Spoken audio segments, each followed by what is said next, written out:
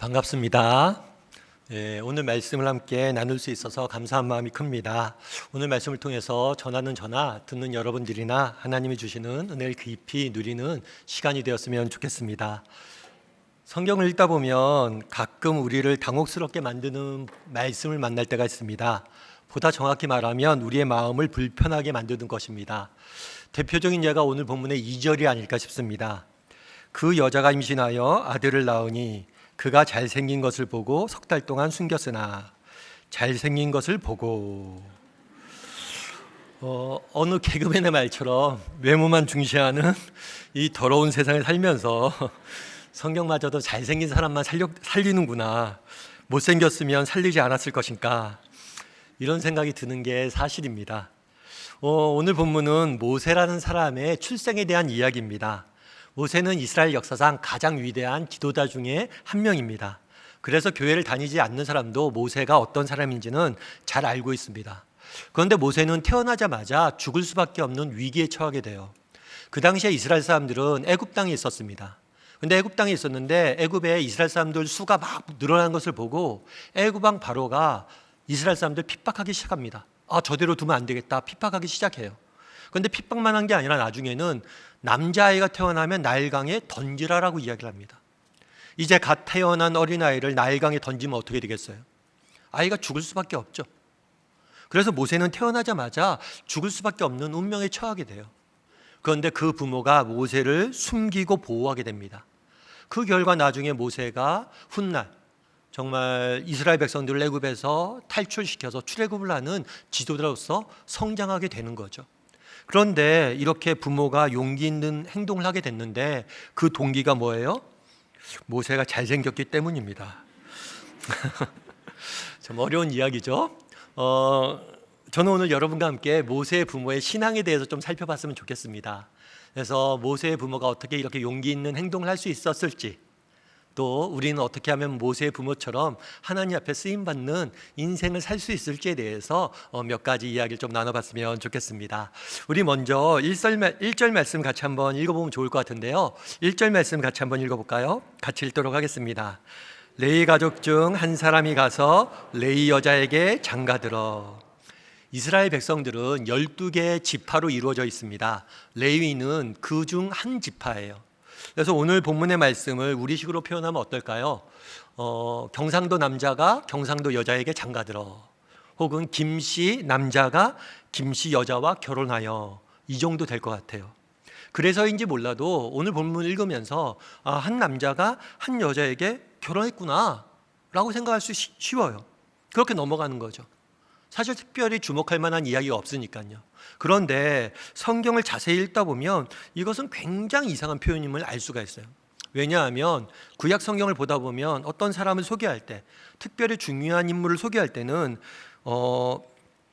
그가 어느 집안에서 태어났는지, 그의 부모의 이름은 무엇인지, 그 배경에 대해서 자세히 소개하고 있습니다.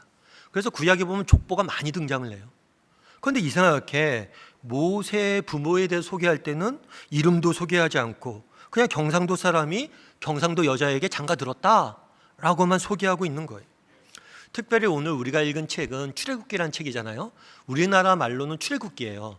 그런데 히브리 전통에 의하면 이 책의 원래 이름은 이름들이라는 책이에요. 이름들. 그만큼 이 책은 이름이 중요한 책이에요. 그래서 하나님의 이름인 여호와가 처음 등장하는 게 출애굽기입니다. 뿐만 아니라 모세에 대한 이야기를 우리가 살펴보고 있잖아요. 이 모세의 이름 뜻은 건짐을 받다, 이런 의미예요. 그런데 이 건짐을 받는다라는 것은 출애굽기 전체의 주제입니다. 그리고 우리가 믿는 복음의 핵심이에요. 그러니까 이상한 거죠.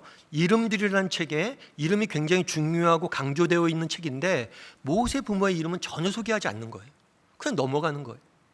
물론 뒤에 모세의 부모의 이름을 잘 소개합니다. 우리 출애굽기 6장 20절 말씀을 같이 한번 읽어볼까요? 같이 읽도록 하겠습니다.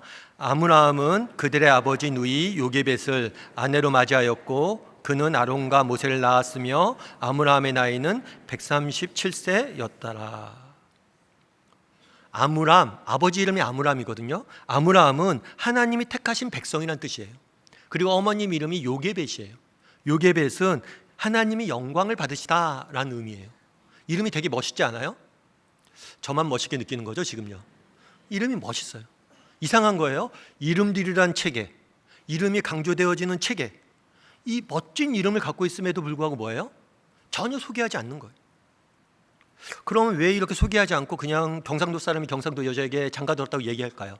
우연일까요? 성경 기자 기록하면서 우연히 이렇게 된 걸까요? 아니요.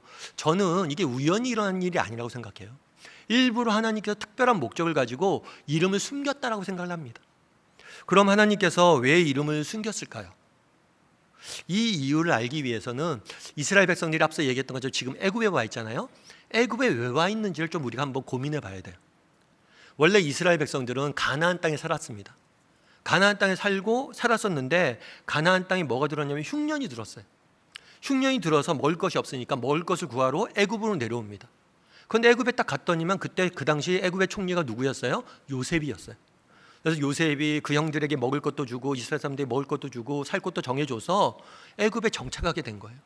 그런데 여기서 의문이 드는 거죠. 무슨 의문이냐면 흉년이 들어서 가나안 땅에서 애굽에 내려왔잖아요. 그럼 흉년이 끝나면 다시 가나안 땅에 올라가야 되잖아요.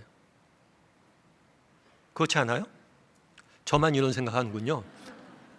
하나님도 그렇잖아요. 하나님이 원래 이스라엘 백성들에게 어느 땅을 주셨어요? 가나안 땅을 주셨잖아요. 그럼 흉년이 끝나면 이스라엘 백성들에게 나타나서 얘들아, 니네가 살아야 될 땅은 가나안 땅이야, 돌아가 라고 말씀해야 되는데 말씀하지 않는 거예요. 그래서 애굽 땅에 계속 살다가 지금 어떻게 돼요? 이 핍박을 당하는 거잖아요. 그럼 왜 도대체 애굽 땅에 내려왔는데 안 올라갔냐는 거예요. 왜 계속 머물렀냐는 거예요. 나중에 여러분들이 시간이 좀 되시면 창세기를 한번 쭉 읽어보세요. 창세기 읽다 보면 뒷부분에 요셉의 이야기가 나옵니다. 요셉의 이야기가 나오는데 요셉이 형들에게 시기와 질투를 받아요. 그 형들이 요셉을 애굽의 종으로 팔아버립니다. 참 형제한테 해서는 안 될 일을 하는 거죠. 그런데 그 다음이 재밌어요. 요셉을 애굽에 판 다음에 누구에 대한 이야기가 나오냐면 유다에 대한 이야기가 나옵니다.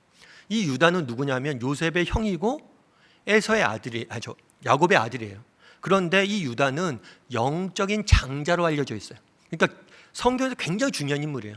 왜냐하면 유다의 자손 중에 누가 나오냐면 다윗이 나오고 예수님이 나와요. 그러니까 예수님이 태어나는 굉장히 중요한 영적으로 중요한 집안의 사람이 유다예요. 그런데 이 유다의 이야기가 좀 생뚱맞아요. 유다가 그 당시에 가나안 여인들, 이방 여인들과 결혼을 합니다. 그래서 아들을 낳아요. 그래서 아들을 낳았는데 아들이 또 이방 여인과 결혼을 해요. 가나안 여인과. 그러다가 아들이 죽어요. 그러자 유다가 뭘 했냐면 이 며느리와 부적절한 관계를 가져요. 그리고 아이를 낳습니다. 무슨 아침 드라마에서 나올 법한 이야기가 성경에 기록되어 있는 거예요. 이게 아침 드라마도 아니고. 그럼 왜 이 이야기를 기록해 두었냐는 거예요. 사실 하나님께서는 이스라엘 백성들이 가나안 땅에서 이스라엘 백성의 정체성을 지키며 민족의 정체성을 지키며 하나님 백성답게 살기를 원했습니다. 그런데 이스라엘 백성들은 가나안 사람들과 이방 민족들과 섞였어요. 어울렸어요.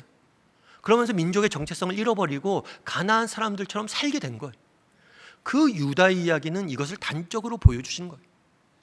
그럼 왜 하나님께서 그날에 흉년이 들게 해서 이스라엘 사람들을 가나안 땅에서 애굽 땅으로 내려보냈냐? 바로 이 민족의 정체성 문제 때문이에요. 이스라엘 백성들이 곡식을 구하기 위해서 식량을 구하기 위해서 애굽에 내려옵니다. 애굽에 내려왔을 때 요셉이 형들한테 이런 얘기를 해요. 우리 창세기 46장 34절 말씀을 한번 같이 읽어볼까요? 같이 읽도록 하겠습니다. 당신들은 이르기를 주의 종들은 어렸을 때부터 지금까지 목축하는 자들이 오는데 우리와 우리 손조가 다 그러하니이다 하소서. 애굽 사람은 다 목축을 가증히 여기나니 당신들이 고센 땅에 살게 되리이다. 뭐라고 얘기했냐면 형들 바로 왕이 형들 직업 물을 거예요. 직업 물으면 형들 목축한다고 얘기해야 돼요. 목축. 우리는 옛날 어른 때부터 우리는 목축만 계속해 왔습니다. 우리는 소와 양을 치는 사람입니다 라고 이야기하라고 그래요. 왜냐하면 애굽 사람들은 이런 목축하는 사람들을 어떻게 여겼다고요? 가증히 여겼어요. 이 가증히 여겼다는 표현은 오늘날 표현하면 혐오했다는 거예요. 혐오. 요즘 우리 사회적으로 혐오가 문제가 되고 있잖아요. 이 혐오. 뭐 목축을 해? 아휴, 야야 저리 가. 너희들과는 말도 안 섞어. 너희 저쪽 가서 따로 살아. 그렇게 해서 이스라엘 백성들이 목축을 하는 바람에 어떻게 한 거예요? 애굽에 내려와서 애굽 사람들과 섞이지 않고 자기들끼리 민족의 정체성을 지키며 살 수 있었던 거예요. 결국에 흉년 때문에 내려보는 게 아니라 하나님께서 흉년을 이용해서 민족의 정체성을 지키기 위해서 이스라엘 백성들을 애굽에 내려보낸 거죠. 오늘 본문의 1절에 이렇게 되어 있잖아요. 레위 사람이 레위 여자에게 장가들었다. 이 말이 왜 중요할까요? 유다의 이야기, 창세기에 등장하는 유다 이야기와 대비되는 거예요.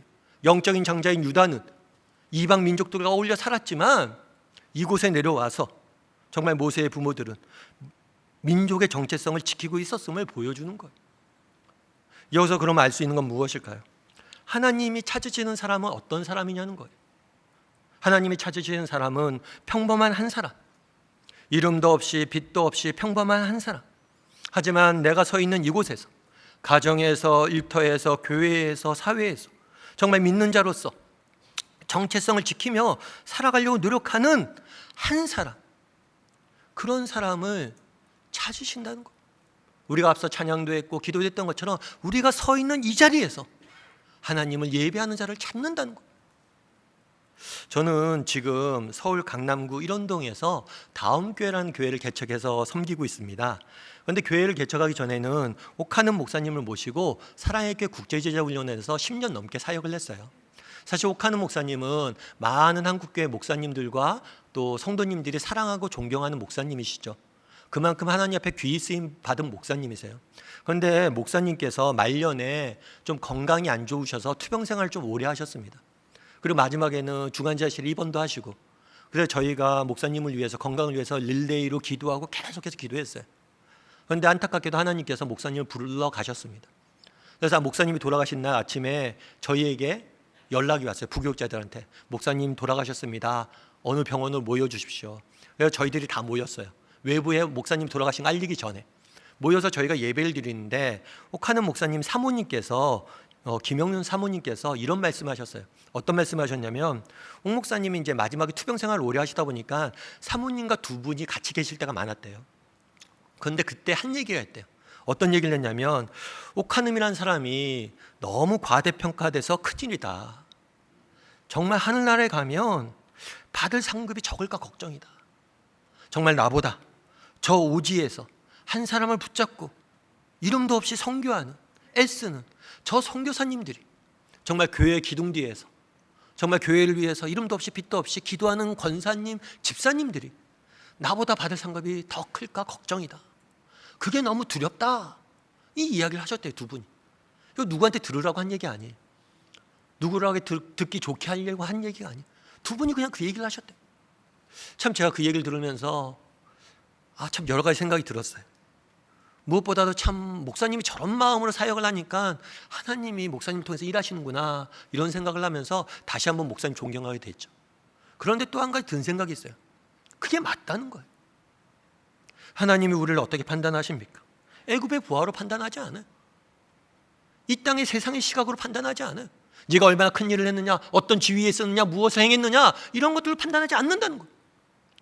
하나님이 보내신 그 자리에서, 정말 하나님께서 나를 이 자리에 보내셨음을 믿고 이 자리에서 정말 하나님이 보내신 목적과 이유를 이루어가기 위해서 빛도 없이 이름도 없이 묵묵히 걸어가는 한 사람을 지금도 찾고 계시다는 거예요. 그날을 레위 남자가 레위 여자의 장가들었다라고 간략히 소개한 이유가 여기에 있어요. 하나님은 그런 사람을 찾는다는 거예요. 저도 마찬가지예요. 참 그날의 기병순 사모님의 이야기를 듣고 제가 깊은 감동을 받았습니다. 아니, 시간이 지나도 전 그것을 안 잊으려고 노력해요. 그래, 속지 말자. 애굽의 화려함에 속지 말자. 애굽의 보화에 속지 말자. 세상의 화려함에 속지 말자. 내가 서 있는 이 자리에서 정말 믿음의 길을 걸어가자. 그러면 반드시 하나님이 우리를 칭찬해 줄 것이다. 바라기는 우리 분당 우리 교회 성도님들이나 저나 정말 하나님 보내신 이 자리에서, 각자의 자리에서, 가정에서, 직장에서, 교회에서, 정말 사회에서 믿는 자로서의 정체성을 지키며 묵묵히 믿음의 길을 걸어가는, 우리에게 맡겨진 사명을 감당할 줄 아는 저와 여러분이 되기를 주님의 이름으로 소원합니다. 두 번째로 살펴보길 원하는 것은 2절 말씀이에요. 2절.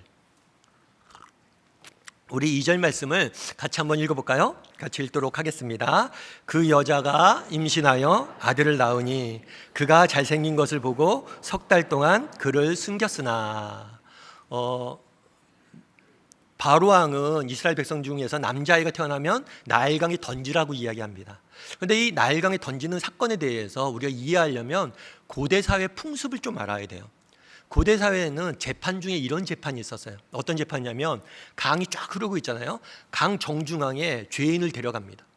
그리고 죄인을 강에 빠뜨려요.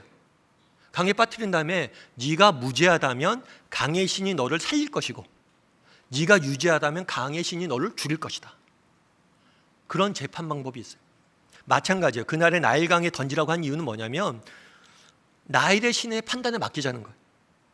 이 아이가 살만한 아이라면 나일강의 신이 살릴 것이고 아니면 죽일 것이다. 나일강의 신의 판단에 맡기자는 거죠. 그런데 사실 이제 막 태어난 아이를 강에 던지면 어떻게 됩니까? 100% 죽어요. 사실 이거는 종교의 이름을 가장한 살인이었죠. 그런데 하나님께서는 바로의 이런 어리석고 악한 의도를 모세를 살리심으로 무력하게 만드십니다. 그런데 바로가 지금 뭐라고 명령한 거예요? 아이들을 강에 던지라 명령한 거예요. 그런데 모세의 부모는 그것에 불순종했습니다. 여러분, 그날에 바로 왕의 명령에 모세의 부모가 불순종했는데 이게 쉬운 일일까요? 어려운 일일까요? 제가 지금 쉬운 걸 묻는 걸까요? 어려운 걸 묻는 걸까요? 이게 뭐 쉬운 문제죠. 이게 어렵죠. 사실 우리는 왕을 본 적이 없어요. 우리는 왕이 없는 시대에 살고 있어요. 그래서 왕의 명령을 어긴다는 게 얼마나 위험한 일인지 사실은 우리는 몰라요. 그런데 진짜 왕의 명령을 어기는 거는 정말 위험한 일이에요. 왜냐하면 모세 한 명 살리려고 해서 모세만 죽는 게 아니에요. 발각되면 모세를 비롯해서 정말 우리 가족 전체가, 부모님들은 물론이고 정말 모세의 형 누이까지 다 죽일 수밖에 없는 온 가족의 운명이 걸린 일이에요. 정말 부모가 자기 자녀 사랑하지 않는 부모가 어디 있어요? 그런데도 명령에 따를 수밖에 없는 이유는 안 따르면 모두가 죽기 때문이에요. 그런데 모세의 부모는 뭘 한 거예요? 용기를 내서 아이를 숨긴 거예요. 그런데 그렇게 숨긴 이유가 뭐라고요? 모세가 잘생겼기 때문이란 거죠. 모세가 잘생겼기 때문이에요. 그런데 생각해보면 제 눈의 안경이라고 자기 아이가 안 이쁜 부모가 어디 있습니까? 좀 객관적으로 봤을 때 못생겼어도 부모 눈에 다 이뻐 보이지 않아요? 저만 그런가요? 여러분들도 그러죠? 뿐만 아니라 성경은 뭐라고 얘기하냐면 사람은 외모를 보지만 하나님은 중심을 본다고 가르쳐요. 그럼 외모를 보지 않는 하나님께서, 우리의 중심을 보시는 하나님께서 왜 잘생긴 것을 보고 모세를 살렸냐는 거죠. 그래서 제가 한번 성경을 검색해 봤어요. 모세 미남, 모세 잘생김. 그래서 검색을 좀 해봤어요. 그때 성경에 3군데가 딱 나와요. 모세 잘생김 검색하면 첫 번째는 어디냐면 오늘 본문이에요. 오늘 본문. 그리고 두 번째가 어디냐면 사도행전이고 세 번째가 히브리서예요. 먼저 사도행전 7장 20절 말씀을 보면 이렇게 기록되어 있어요. 우리 같이 한번 읽어볼까요? 그때 모세가 낳는데 하나님 보시기에 아름다운지라 그의 아버지 집에서 석 달 동안 길리더니. 출애굽기에서는 모세의 부모가 그 아들이 잘생긴 것을 보고라고 되어 있어요. 그런데 사도행전은 뭐라고 되어 있어요? 하나님 보시기에 아름다웠다라고 되어 있어요. 출애굽기에서는 모세의 부모가 보기에 잘생겼고요. 사도행전에서는 하나님 보시기에 아름다웠어요. 그 다음에 히브리서에서는 이렇게 되어 있습니다. 히브리서 11장 23절 말씀을 같이 한번 읽어볼까요? 믿음으로 모세가 낳았을 때 그 부모가 아름다운 아이임을 보고 석 달 동안 숨겨 왕의 명령을 무서워하지 아니하였으며. 믿음으로 보았다라고 이야기를 해요. 한 번은 모세의 부모가 잘생긴 것을 보았다고 이야기하고, 한 번은 하나님이 보기 아름다웠다고 이야기하고, 마지막은 뭐예요? 믿음으로 보았다라고 이야기합니다. 잘생겼다라는 표현이 뭔지 모르겠어요. 무엇을 보았는지 모르겠어요. 그런데 분명히 한 가지 알 수 있는 게 있어요. 그건 뭐냐면 모세의 부모가 하나님의 시각으로 봤다는 거예요. 믿음을 갖고 하나님의 시각으로 봤다는 것을 우리가 알 수가 있어요. 특별히 오늘 본문에 등장하는 잘생겼다라는 단어는 히브리어로 토브라는 단어예요. 토브. 그런데 이 단어가 제일 많이 등장하는 게 창세기 1장입니다. 창세기 1장에 보면 이러죠. 하나님께서 빛이 있으라니 빛이 있었고 빛을 보시기에 하나님이 좋았더라. 별이 있으라 하시니 별이 있었고 별을 보았더니 하나님이 좋았더라. 인간을 지으시고 하나님 보시기에 좋았더라. 이 토브라는 단어는 어떤 단어냐면 하나님 보시기에 좋았더라, 이 단어예요. 그러니까 궁극적으로 그날에 모세의 부모가 본 것은 인간적인 부모의 눈으로 본 게 아니에요. 하나님의 마음과 시각으로 보았고 하나님의 마음과 시각으로 본 아름다움이었던 것이요. 그런데 사실 이것이 쉬운 것이 아니에요. 쉬운 일이 아니에요. 제가 아는 집사님이 한 분이 있습니다. 저와 함께 이렇게 훈련도 받고 그랬던 집사님인데, 하루는 이 집사님께서 저한테 그런 얘기를 했어요. 목사님, 오늘 아침에 새벽 기도 나가서 기도하다가 하나님에게 혼났습니다. 이렇게 이야기하더라고요. 여러분, 가끔 기도하다 보면 하나님께 혼나는 적 있죠? 예, 있어야 정상입니다. 혼났어요. 혼났는데 왜 혼났어요? 그랬더니만 그런 얘기를 하는 거예요. 어떤 얘기를 하냐면, 자녀를 위해서 기도하는데 하나님이 그런 마음을 주셨대요. 야, 너 아들을 위해서 기도하는데 왜 그렇게 작게 기도하냐? 크게 좀 기도해라. 왜 네가 뭔데 작게 기도해? 크게 기도해. 이런 마음을 주셨대요. 이게 무슨 말이냐면, 사실은 그분은 우리나라에서 제일 큰 기업의 임원이에요. 그러니까 본인이 얼마나 잘났어요. 그리고 주변에 얼마나 잘난 사람이 많아요. 그런데 아들이 공부에 취미가 별로 없었나 봐요. 얘가 대학이나 갈까? 이런 생각이 들었던 거예요. 그러니까 마음이 기대가 없는 거죠.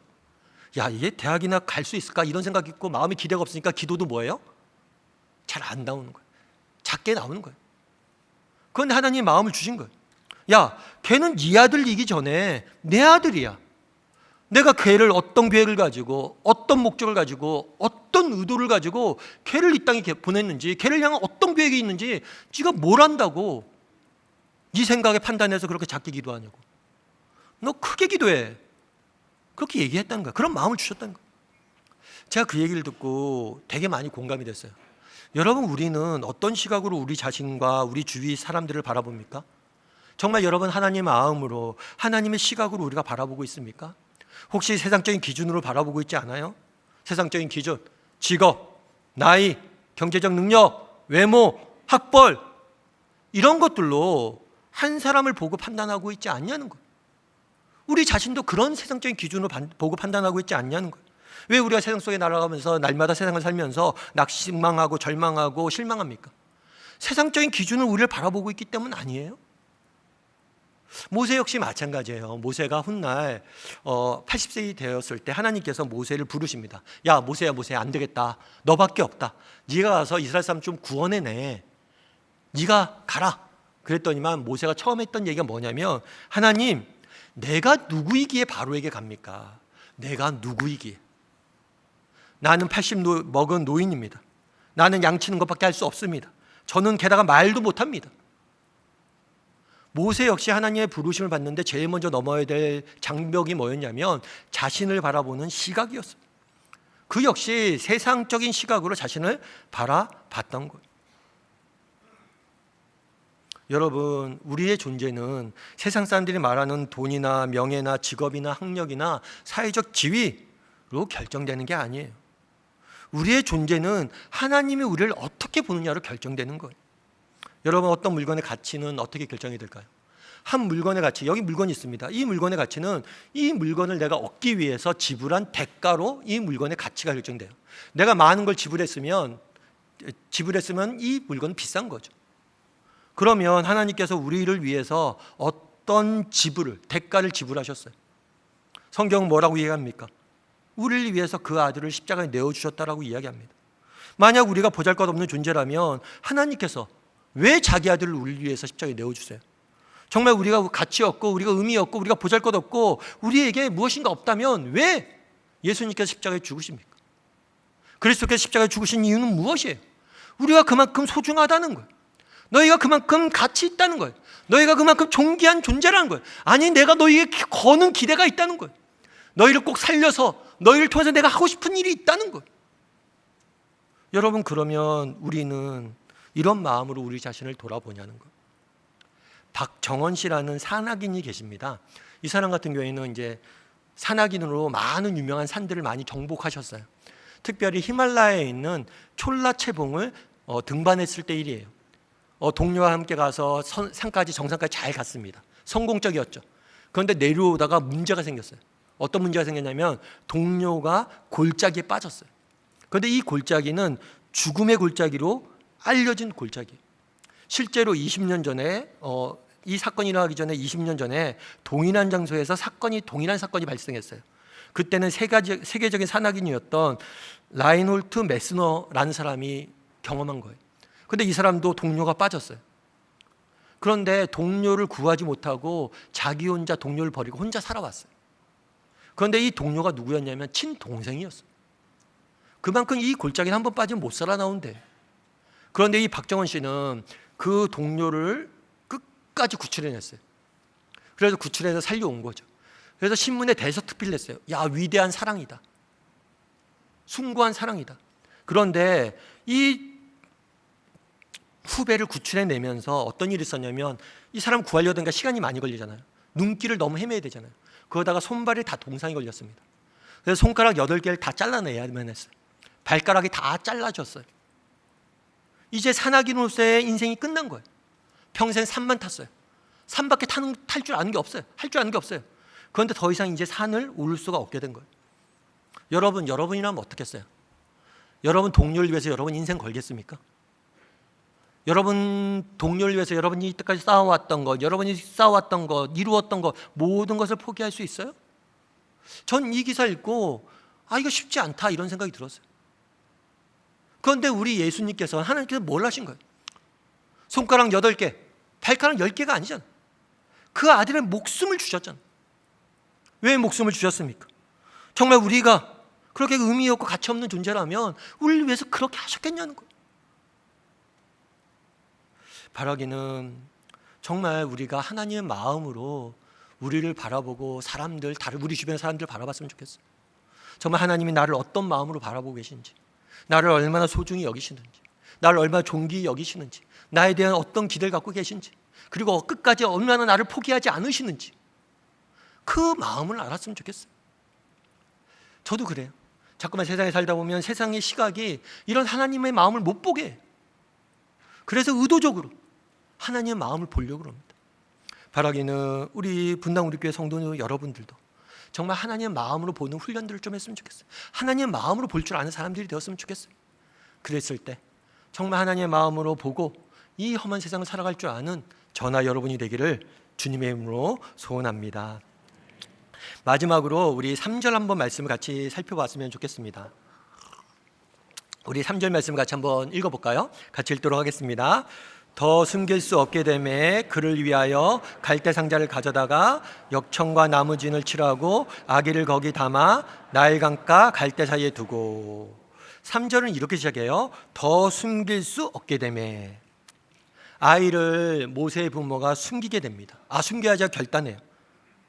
그리고 정말 애굽의 왕의 명령을 불순종하고 이것들을 합니다. 이건 결코 쉬운 선택이 아니었어요. 애굽의 병사들이 날마다 감시를 합니다. 눈에 불을 켜고 살피고 있어요. 그런데 몰래 숨겼어요. 그러면 모세의 부모가 아이를 숨기기만 했을까요? 기도도 했을까요? 제가 지금 쉬운 걸 묻는가요? 어려운 걸 물을까요? 기도도 했겠죠. 맞죠? 기도도 했겠죠? 성경에는 안 나왔지만 기도했을 거예요. 하나님, 정말 이 아이 특별한 아이임을 믿습니다. 하나님께 특별한 계획을 가지고 이곳에 보내셨음을 믿습니다. 하나님 앞에 정말 아름다운 아이임을 내가 믿습니다. 제가 이 아이를 떠나보낼 수 없습니다 하고 기도하면서 아이를 숨겼을 거예요. 그런데 그 기도에 하나님은 아무 응답을 하지 않았습니다.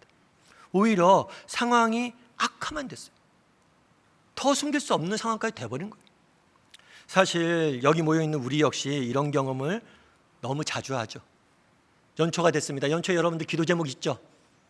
새해가 되면서 하나님 앞에 정직 기도합니다. 하나님, 올해는 이런 것들 가정을 위해서, 자녀들을 위해서, 직장에 많이 기도합니다. 그런데 그런 기도들 중에서 응답되는 것도 있지만 응답 안 되는 것도 많잖아요. 특별히 간절한 기도 제목일수록 더 응답이 안 되는 것 같아요. 정말 절실한 기도 제목일수록 더 하나님이 침묵하는 것 같아요. 더 숨길 수 없게 되는 대매라는 상황을 우리는 너무 많이 만난다는 거예요. 그래서일지 몰라도 3절을 읽을 때 더 숨길 수 없게 되매 그렇구나, 숨길 수 없게 됐구나 라고 넘어갈 수 있어요. 왜요? 그게 우리의 삶이니까.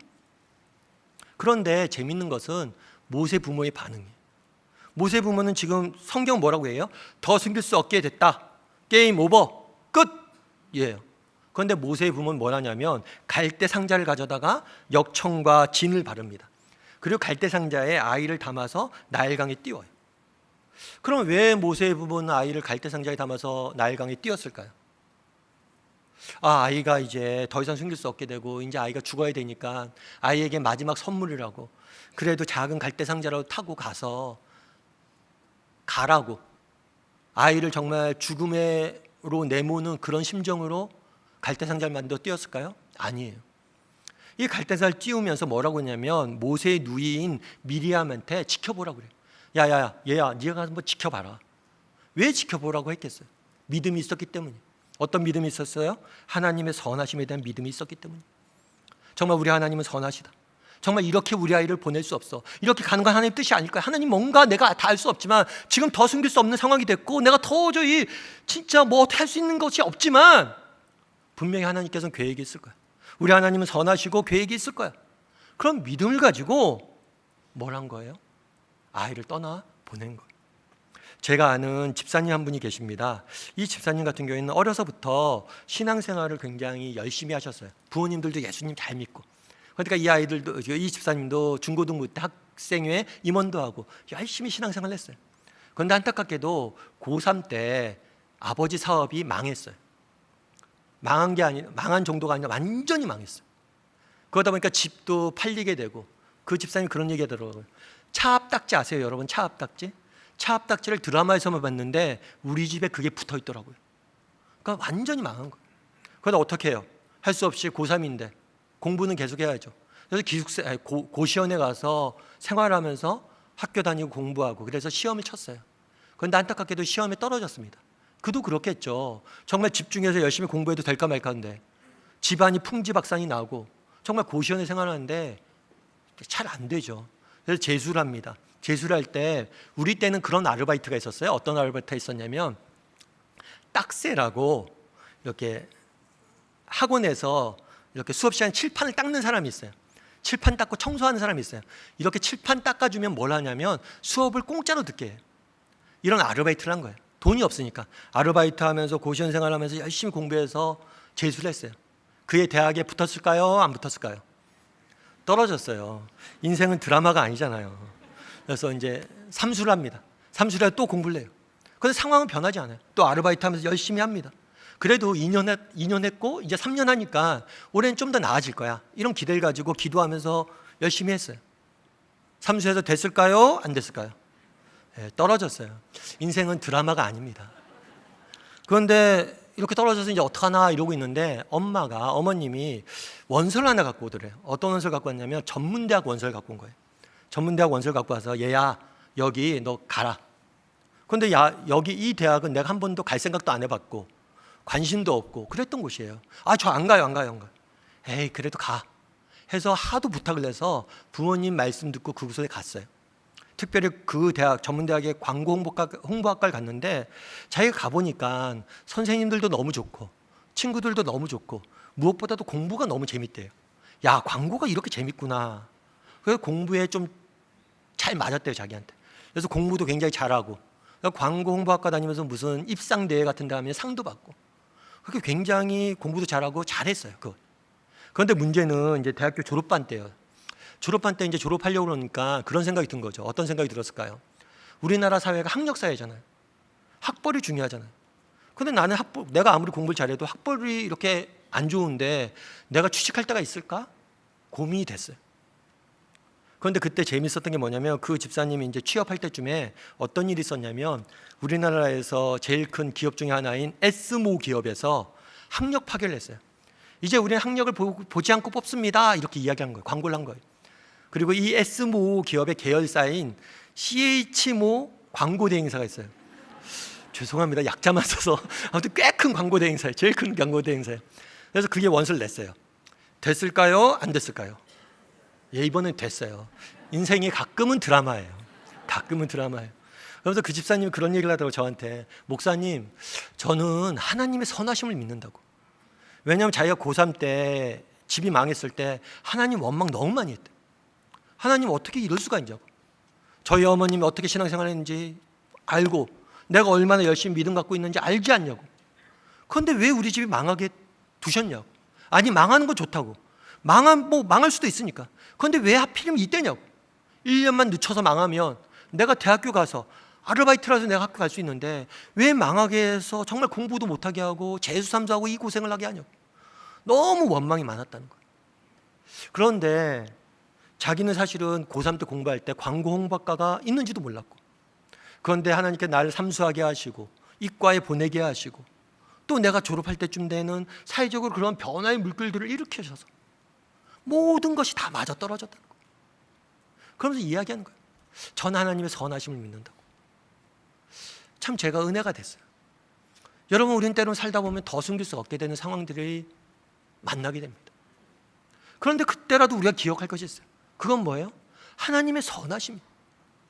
그분은 우리가 알 수 없지만 지금 당장 그분이 보이지 않고, 그분이 때로는 내 기도에 응답하지 않는 것 같고, 때로는 심지어 내 인생을 방해하는 것처럼 느껴질다 할지라도 그분은 보이지 않지만 선하신 계획을 가지고 우리를 통해서 지금도 일하고 계시다. 우리를 통해서 지금도 싸우고 계시다. 내가 지금 보지 못하지만 그분의 계획은 분명히 있으시다. 이 사실을 가져야 됩니다. 믿어야 된다는 거예요. 그런 믿음을 가지고 모세 부모는 갈대 상자를 만들었어요. 우리도 그런 믿음이 있었으면 좋겠습니다. 우리 사랑하는 분당 우리 교회 성도 여러분들도 제 인생에도 사실 살다 보면 더 숨길 수 없는 상황들이 얼마나 많습니까? 그런데 그때라도 우리 정말 그 끈은 놓지 맙시다. 하나님은 선하십니다. 그 사실만 확신했으면 좋겠어요. 그리고 그 믿음을 지켰으면 좋겠어요. 그랬을 때 하나님께서 우리 인생을 통해서 모세의 부모를 통해서 일하셨던 것처럼, 모세를 통해서 일하셨던 것처럼 우리를 통해서 일하실 겁니다. 그런 믿음을 가지고 하루하루 살아가는 저와 여러분이 되기를 주님의 이름으로 소원합니다. 우리 기도하시겠습니다. 사랑의 하나님, 우리에게도 모세의 부모가 가졌던 믿음을 허락하여 주시옵소서. 우리의 삶의 애굽의 화려함과는 거리가 멀다 할지라도 우리가 서 있는 이 자리에서 하나님이 우리를 보내셨음을 믿고 정말 하나님이 부신 소명을 감당하며 믿음을 지키며 살아가도록 하나님 지켜 주시옵소서. 아버지, 정말 우리의 눈이 흐려질 때가 너무 많습니다. 세상적인 시각과 세상적인 생각으로 판단할 때가 많습니다. 우리의 하나님 아버지의 마음을 알게 도와주시옵소서. 그리고 그 마음으로 우리의 인생을 바라보고 우리 주위 사람들을 바라보고 날마다 살아갈 수 있는 우리 모두가 될 수 있도록 주여 붙잡아 주시옵소서. 아버지 하나님, 인생을 살다 보니 더 숨길 수 없는 상황을 자주 만나게 됩니다. 그럴 때라도 하나님의 선하심을 믿게 도와주시옵소서. 하나님이 보이지 않지만 우리를 위해서 지금도 일하고 계시고 싸우고 계시고 그분의 선한 계획을 신뢰함으로 날마다 믿음으로 승리하는 우리 모두가 될 수 있도록 주여 지켜 주시옵소서. 은혜 감사드리며 모든 말씀 예수님의 이름으로 기도드립니다.